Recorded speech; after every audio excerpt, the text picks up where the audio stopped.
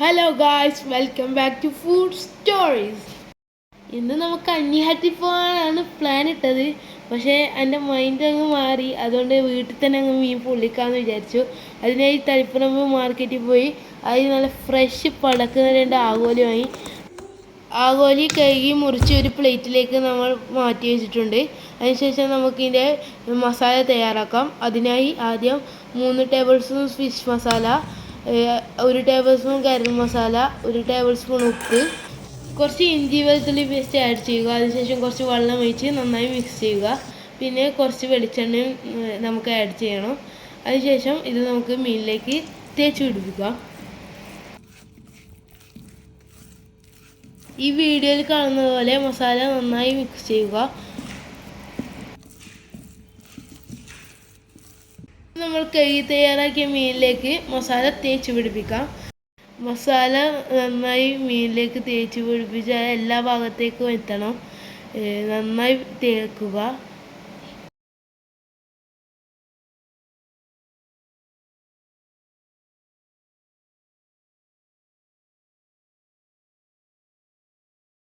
അങ്ങനെ നമ്മൾ മീനിലേക്ക് മസാല തേച്ച് പിടിപ്പിച്ചിട്ടുണ്ട്.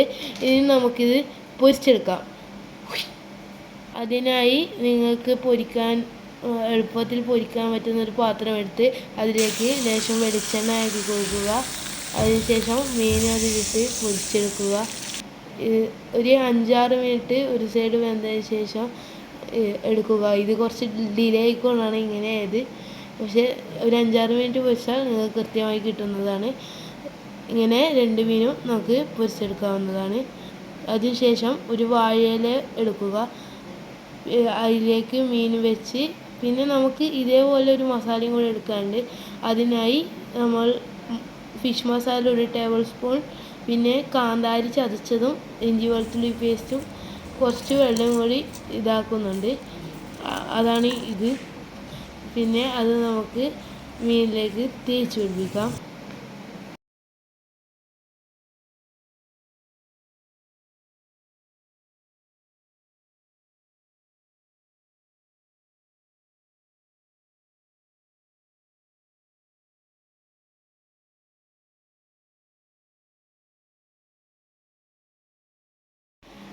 ഇതേപോലെ നന്നായി മീനിൽ മസാല തേച്ച് പിടിപ്പിക്കുക.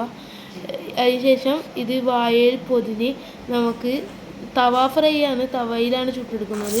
പിന്നെ കനലൊന്നും ഇല്ലാത്തതുകൊണ്ട് നമുക്ക് തവയിലാണ് ചുട്ടെടുക്കുന്നത്. നമുക്കിത് പൊതിഞ്ഞ് തവയിലേക്ക് ഇടാം.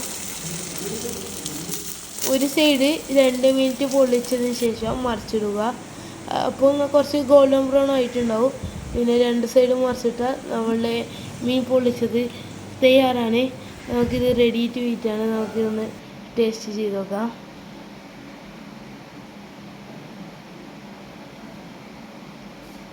നല്ല ടേസ്റ്റ് ഉണ്ട് ഗായ്സ്. Thanks for watching.